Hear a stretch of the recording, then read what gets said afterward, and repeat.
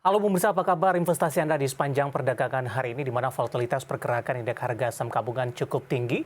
Para pelaku pasar masih menunggu rilis data inflasi Amerika Serikat yang akan dikeluarkan atau akan diumumkan pada Kamis malam waktu Indonesia Barat. Para pelaku pasar masih mencerna akankah The Fed masih agresif menaikkan suku bunga acuan ke depannya atau tidak. Di sisi lain, pergerakan dari beberapa saham di sepanjang perdagangan hari ini, penguatan indeks harga saham gabungan sehingga tekanan yang tidak terjadi terlalu dalam lebih ditopang oleh beberapa perbankan big cap meskipun pergerakannya tidak seirama dengan beberapa perbankan big cap lainnya. Di tengah volatilitas pergerakan indeks harga saham gabungan, apakah ini momentum untuk masuk kepada saham-saham tertentu yang memiliki atau ikut berperan nantinya atau termasuk ke dalam saham-saham yang terdampak window dressing di akhir tahun 2022 ini. Dan kembali bersama saya Devisan Oval, inilah IDX Second Closing selengkapnya untuk Anda. Dan berikut kami sampaikan bagaimana posisi penutupan indeks harga saham gabungan di sesi kedua di perdagangan hari ini. Tampaknya ditutup lebih rendah pemirsa dan menduduki level terendahnya di sepanjang perdagangan hari ini. Dan akhirnya indeks harga saham gabungan kembali ditutup di bawah level 6.900-an. Di sepanjang perdagangan hari ini pemirsa dibuka di sesi pertama pada pagi tadi. Indeks harga saham gabungan dibuka flat di 6.909,209. Kemudian indeks harga saham gabungan bergerak ke zona hijau, bahkan tadi sempat menyentuh ke level tertingginya di 6.933,708. Namun ternyata level ini tidak mampu dipertahankan oleh indeks harga saham gabungan karena setelah menyentuh ke level ini, IHSG lebih cenderung tertekan bahkan di penutupan sesi kedua hari ini. Indeks harga saham gabungan mengalami koreksi yang cukup dalam di menit-menit jelang penutupan perdagangan di sesi kedua hari ini melemah di 0,41% dan akhirnya indeks harga saham gabungan ditutup di bawah level 6.900-an, tepatnya di 6.880,625. Dan sekaligus level penutupan perdagangan di sesi kedua hari ini merupakan level terendah di sepanjang perdagangan hari ini pemirsa. Baik, selanjutnya kami akan mengajak Anda untuk melihat beberapa data perdagangan lainnya yang berhasil dihimpun oleh tim redaksi kami. Akan saya sampaikan pemirsa, dapat Anda saksikan juga di layar televisi Anda update dari beberapa indeks lainnya seperti MNC 36, Jakarta Islamic Index dan juga ada LQ45. MNC 36 mengalami pelemahan di 0,01%, kemudian juga ada Jakarta Islamic Index juga melemah di 0,21%.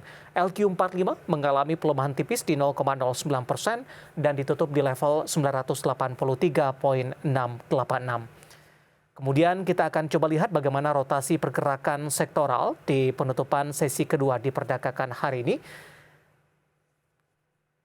Sektor konsumsi primer memimpin penguatan di sekitaran 0,55%, sementara sektor energi juga menguat di 0,29% pemirsa. Kemudian sektor infrastruktur mengalami pelemahan dan tampaknya menjadi pemberat bagi indeks harga saham gabungan di 0,84%. Sektor keuangan hari ini juga memberikan kontribusi yang cukup besar terhadap pelemahan indeks harga saham gabungan dengan tertekan di 0,53%. Kita akan coba lihat ke grafis selanjutnya pemirsa, saham-saham yang mengalami penguatan signifikan yang masuk ke dalam deretan top gainers pemirsa. Didominasi oleh beberapa perbankan big cap dan juga aneka industri, dan satu lagi dikontribusi oleh saham pertambangan batu bara. Perbankan big cap BBNI mengalami penguatan di 8.825, kemudian juga ada Astra International setelah mengalami pelemahan yang cukup dalam di perdagangan hari sebelumnya. Untuk Astra International hari ini menguat di 6.375. Perbankan big cap lainnya ada BMRI ditutup di zona hijau di 9.525. Dari pertambangan ada Adaro juga menguat di 4.030. Sementara posisi saham-saham yang justru mengalami koreksi yang cukup dalam dan menjadi pemberat bagi indeks harga saham gabungan. Dari perbankan big cap BBRI di 4.360, infrastruktur telekomunikasi ada Telkom tertekan di 4.320. Goto juga melemah di 216 dan SLIS kembali mengalami tekanan yang cukup dalam dan ditutup di zona merah di level 296. Dari update pasar domestik, kita akan coba lihat bagaimana data terakhir dari beberapa bursa Asia yang berhasil dihimpun oleh tim redaksi kami sampai sore hari ini waktu Indonesia Barat.